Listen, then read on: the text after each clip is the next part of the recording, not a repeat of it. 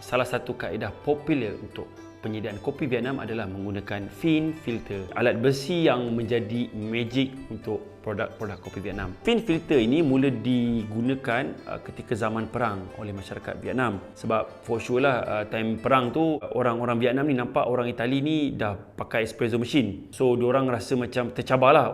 Orang Itali dah minum kopi pakai mesin, macam mana kita nak minum kopi? Sedangkan biji kopi tu mudah didapati di Vietnam. So ada seorang mamat ni, dia invent produk ataupun kaedah menggunakan fin filter, which is yang lagi murah, lagi senang dan katanya lagi sihat lah.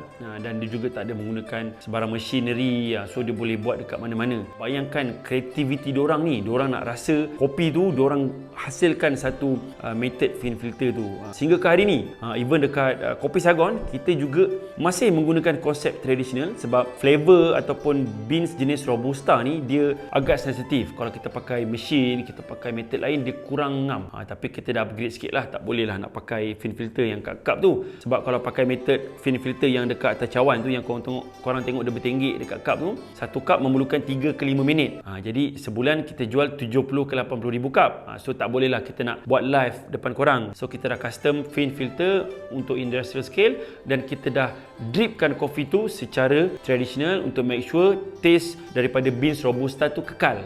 Dan kata apa, dia punya flavor tu memang ngam dirasakan kalau kita gunakan method fin filter. Pakai method lain tak jadi. Adakah semua jenis kopi ni sesuai? Jawapannya tidak. Tak semua jenis. Arabica kurang sesuai. Tetapi kalau Robusta memang sangat-sangat sesuai lah. Dan lebih-lebih lagi Robusta yang daripada Vietnam, sebab penghasilan Robusta daripada Vietnam biasanya dicampurkan dengan beberapa bahan lain untuk menambah rasa. Sebab Robusta ni dia punya caffeine strong dan pahit dia sangat tinggi. So dia gabungkan dengan butter ataupun elemen-elemen lain bagi membantu proses roasting tu lebih enak dan lebih sesuai digunakan di fin filter ni. Ada juga yang tanya, kopi Vietnam ni famous dengan egg coffee. Mesti korang pelik kan, kopi letak telur.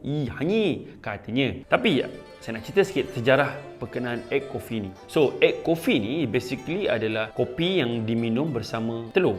Dibancuh sekali dengan telur, kita letak telur kuning tu dekat dalam campuran kopi dan kita minum sekali. Telur mentah lah, telur yang betul-betul telur, kita letak dalam kopi.